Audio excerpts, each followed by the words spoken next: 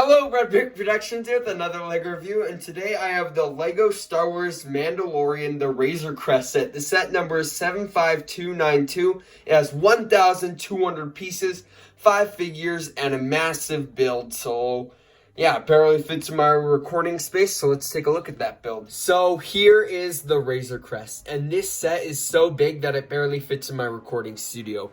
I mean, look at this. This thing is so massive. So why don't we take a look at some of the exterior details on the top before we get in, because yeah, why not? So the first thing that I want to show you is there is this little pod that detaches an escape pod. You can take off the roof right there and put a figure in there because there are some 1x2 jumpers, and you close that in and you can see the little face right there, and then you got some thrusters right here and there which can be articulated a little bit, just a tiny bit, and then they shoot off into space. It's an escape pod. So yeah, and that just attaches by a 2x2 jumper. Over here you got the cockpit area, so why don't we take a look? So here is the cockpit area. You can lift this part off completely just by holding onto this, and they have a really nice canopy piece that looks really good, and it is printed, so therefore it is exclusive. In here you got 2 red seats, a printed console, and then this lifts up to reveal 2 clips for minifigure weapons. I have Din Djarin's weapon right there, and yeah, that just shuts like that. Pretty cool stuff. And oh yeah, the Mandalorian can sit in there, and then there's another seat for, I don't know, Grogu or any other of the figures, or any figure that you want. Right here they have a little spring-loaded shooter that is integrated really nicely, so you just press down this. Whoa! That just shot something off. Okay, that did some damage. And then there's one right here, and it's really well integrated into this set, so it's fairly hidden, and it looks pretty good. I do like some of the pieces that they used to get the wings to attach, and we'll take a look at those thrusters later on. And then they have some stickers right here, which are just repeated. But now let's take a look at the interior. So starting off with the interior, let me show you where we are. There is the cockpit area. So now we're on the ground floor, and you can see some landing gear right here. This lifts down, and there's a little gun right there that can invisible shoot. You know, it's not actually going to shoot anything. There are some stickers right there, which look pretty good. And then this lifts down to reveal some more minifigure clips. And then I just put the extra spring-loaded bullet right there, and that shuts like that. It is on a hinge joint. Here, there is a sticker, and this lifts down to be the main entrance ramp on how you get in there.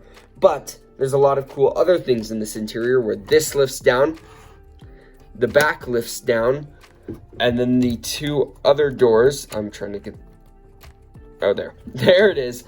These lift down to reveal a pretty empty interior. I'll show you what those are in a second, but yeah, there's a lot of minifigure standing room there, but it's really empty. There's no like weapon locker or anything. I mean, technically this would be the weapon locker, but I don't know, it just seems fairly empty for the Mandalorian ship. It was kind of disappointing to see that, but I will show you one cool thing.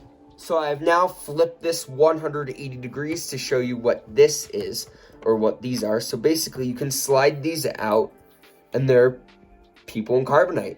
These are some of the like wanted people that the Mandalorian gets for payment, and you get 2 of them here, and yeah, they look pretty good. And yeah, you just kind of slide them in there, and they don't really fall out. They're pretty snug in there, I'll say that. It works really well for that, I think. And I think that's probably one of the cooler parts of the set. I just wish there was more of an interior. Now let's see what this over here is.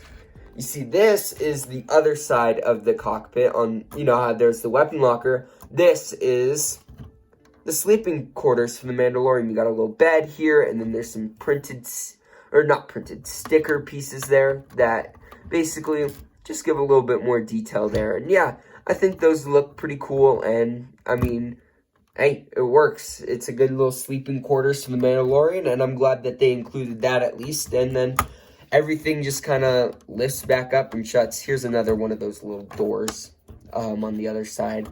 Again, stickers on the pieces. I think this one's different than the other one. And yeah, that's really it for the interior. I do want to show you the back can open and shut, which actually looks pretty cool. Now the only thing that we really haven't taken a look at is these thrusters, so you know what? Let's just take them off and show you. So these thrusters just connect with these axles and Technic pins, and I just want to show you because they're really nice thrusters. Like, you got all these clips here. You get a huge sticker there, which is kind of annoying to put on, but it's not too bad. And then you got this there. This was really interesting to build, and there are some really cool building techniques inside to get this sort of shaping and for it to connect all together. And yeah, these work really well for these thrusters. But yeah, let's put it back on and yeah, we'll take one last look at the set. Now, that is pretty much the entirety of the set. There isn't too much, like, exterior detail because it is a pretty, like, boring to look at ship. It's not, like, visually interesting, but that is how it is, like, in the show. And I think they did a pretty good job representing all the shapes in here. Like, I do want to point out how that shaping works right there. I think that works really well, and yeah. Overall, this looks pretty good, but that's really all for the set. There isn't much to it, so why don't we take a look at the figures? So let's start off with the main reason a lot of people wanted this set. This was the first set revealed with the child, as it was called when this was released, but now it's Grogu.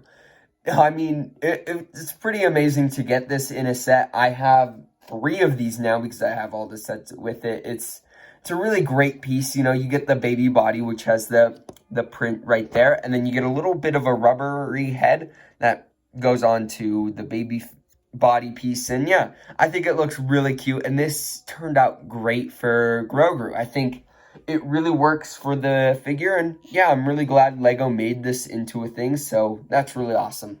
So here is the Mandalorian, and this is one without the Beskar armor, which is only come in 2 sets. They're starting to put more of the Beskar armor in Mandalorian and some of the new future sets to come, and the one Attack on Tatooine set. This looks pretty good, and of course, no face underneath, but there's that cool helmet there.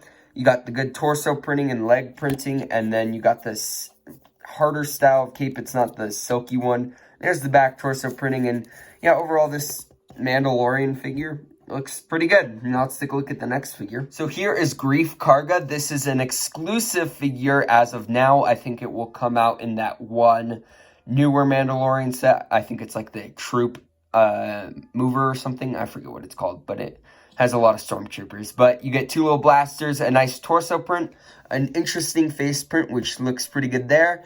Kind of reminds me of Steve Harvey. Then this goes right there, and yeah, overall, looks pretty good. So, yeah, you get a really good figure here, and it is exclusive. But now let's take a look at the next figure. Here is IG-11. This is the bounty hunter droid, which ends up becoming a caregiver in this later of the season. And you get 2 weapons for IG-11. And honestly, this looks pretty good. It is exclusive because of this cylinder piece, which has some printing on it. And overall, I think this droid is pretty good. I remember getting it in an advent calendar a few years ago. So yeah, overall, I really like how this figure turned out, and yeah, pretty good. Here is a Scout Trooper, which if you've seen the last episode of Season 1, you understand why this is included. And I'm really glad that they included it. For some reason, Bricklink says this is exclusive, but I think it came in that one Attack on Endor, you know, one of those battle pack things where you shoot them. But yeah, this looks pretty good. You get good torso and leg printing. I actually really like how that turned out. Good back torso printing. Like, this is a really well done figure. You get a nice little blaster there. And I really love the helmet because it is dual molded. So you get a really crisp and clean lines, and it works compared to like the Stormtrooper one. This one looks a lot better, and it just works. The face printing is just kind of the angry Stormtrooper face a bit, but you know, it works. I think this is a great figure to get in this set, and it makes sense. So good figure overall. But yeah, now let's take a look at the packaging and then my final verdict. So for the instructions, it obviously tells you how to build the set, but at the end, you get an ad for this Skywalker saga. Then you get an ad, just an ad of all the figures from that wave, you know, like the 501st Battle Pack, this set, Grievous's Starfighter, stuff like that. Over here, you actually get the pictures of the sets there. And then you also get some pictures from the last wave of stuff. And yeah, you get a lot of ads of sets. Then you get the piece count. And then you get the win. So that's it for the instructions. Now on here, you can see I have the spent sticker sheet and the leftover pieces. The leftover pieces, there really isn't much interesting or much good or special pieces, you know, like prints or anything. So I'm just going to scoot those aside. And here we have the spent sticker sheet. There wasn't a lot of stickers. Most of these were exterior ones. I actually forgot to say those carbonite people were stickers, and there was just, it didn't feel like a lot of stickers. There were just some big ones like these ones that were annoying. So yeah, overall I think the stickers were fine, and they definitely added to the set. Or if you don't want them, then it might look a little weird. So I think these were well spent stickers. But yeah, now let's move on to the packaging. So for the packaging, you get the Razor Crest out in space being shot at by something. I don't really know what, but yeah, it looks pretty good right there. On the back of it, you see you got the stud shooter, the extra bullet hanger. They actually have all three of this, did I call this a stud shooter? Spring-loaded shooter. All three of the spring-loaded shooter bullets there. They show that this can open up, the escape pod, the sleeping place, and then it shows that everything opened up. And yeah, overall, I think this is a pretty cool box design. I actually really like the background. I think this is an actual shot from the scene with the set, or from the show with the set in front of it. So I think that looks pretty good. But yeah, now let's take a look at my final verdict. So for my final verdict, overall, this is a really good set. You get a really good selection of figures with Grogu, the Scout Trooper, Grief, the Mandalorian, and IG-11. This is a really good selection of figures for the Razor Crest because you get characters that we haven't gotten before. Well, they come in more sets in the future, but at the time, yeah, it would have been cool to get the Beskar armor Mandalorian, but then again, we get it later on, so I think it's fine for this set. But now let's talk about the set. It's massive. It's way bigger than I was expecting it to be, which is good. I think it's better that it's bigger because, you know, bigger's always better, as they say, but with bigger ships, you have more interior, and the interior in this was lacking a lot, and I think that really brings down the value on this because I feel like it could have been better, you know? The interior could have had the little gray present boxes with a tile on top, and then inside they could have had those printed detonators or something, with the little 1x1 cylinder detonators. I don't really have one with me right now, but if you know what I'm talking about, you know what I'm talking about. Put them in the present box, maybe even add some 2x2 gray bricks to make it seem like there are lots of those boxes. Maybe even have like a weapon rack where you could put a few guns in there, so it didn't have to be a big one. It could just be like some bricks with clips on them. You know, it just could have added more so that you would still have some stuff to put in there other than just the Carbonite people. Now, let me just say, the Carbonite people are awesome. I really love that inclusion. I think that's incredible. But there was still a lot of interior space that was lacking. Overall, for $130, it's kind of like a, I don't know, set. Because you get a lot of stuff here, but it doesn't feel like $130. It feels more like $120. You know, and I feel like if they had better interior, it would have made that price seem more reasonable. But yeah, overall, I think 120 would have been better than 130. So if you want this set and still haven't gotten it yet, then try to find it for a little bit cheaper. I don't know if it's on Lego Shop anymore. So yeah, it's been a while since this has come out. I'm kind of doing a later review of this, but I think it's pretty good. I think it's good overall, you know. I would probably give this a B-, just because I would really love that interior. I know I'm like drilling in on that, but it really needed it. So yeah, overall, B-. I would say it's good. If you want it, get it, because this is a really iconic ship, and it's actually really fun to play around with your bounty hunters, you know, and go around and get the Carbonite people and stuff. Yeah, I think you can have a lot of fun with this, and it's a good set. So yeah, if you want it, get it. But that's it for this review. If you like this video, please consider liking and subscribing. And I'd like to hear your guys' thoughts about this set in the comments below. Thank you guys so much for watching, and I'll see you in my next video. Peace out. Bye.